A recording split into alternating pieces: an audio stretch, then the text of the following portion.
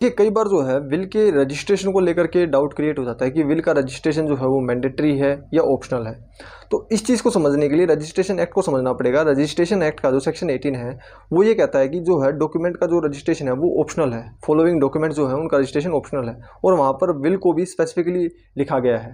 तो अब इसका ये मतलब हुआ कि जो विल का जो रजिस्ट्रेशन है वो मैंडेटरी नहीं है, क्योंकि जो सेक्शन जो रजिस्ट्रेशन एक्ट है उसका जो सेक्शन 17 है वो बेसिकली यही बताता है कि किन किन डॉक्यूमेंट्स का जो रजिस्ट्रेशन जो है वो मैंडेटरी है।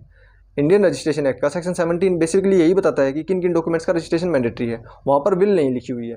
लेकिन जैसे ही सेक्शन 18 को पढ़ते हैं रजिस्ट्रेशन एक्ट की, वहाँ पर बताया गया कि जो किन किन फॉलोइंग डॉक्यूमेंट का रजिस्ट्रेशन जो है ऑप्शनल है और वहाँ पर विल को स्पेसिफिकली लिखा गया है।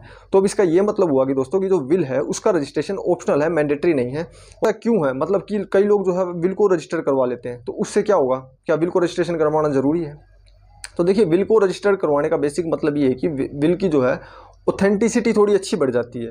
अगर आपने विल को रजिस्टर करवा लिया तो उससे विल की ऑथेंटिसिटी बढ़ जाएगी। इससे कोई लीगली कोई इफेक्ट नहीं होता कि विल का रजिस्ट्रेशन करवाना मैंडेटरी है या ऑप्शनल। अगर आपने विल को रजिस्टर्ड ही नहीं करवाया तो विल जो है वैलिड नहीं होगी, वॉइड हो जाएगी, या वो डॉक्यूमेंट है वो आप जो है एग्जीक्यूट नहीं करा सकते या उसकी कोई मान्यता नहीं है। रजिस्ट्रेशन जो है वो ऑप्शनल है, लेकिन अगर आपने रजिस्टर करवा लिया तो उसकी जेन्युइननेस या थोड़ी उसकी जो ऑथेंटिसिटी है वो बढ़ जाती है। उसको लेकर के ये लगने लग जाता है कि विल जो है वैलिड है या सही है। अदरवाइज इसका कोई ऐसा लीगली कोई इफेक्ट नहीं है कि अगर रजिस्टर्ड नहीं है तो वो वैलिड नहीं होगी या वॉइड हो जाएगी या उसका कोई मान्यता नहीं होगी। तो रजिस्ट्रेशन क्या हुआ? कुल मिलाकर के ऑप्शनल ही है।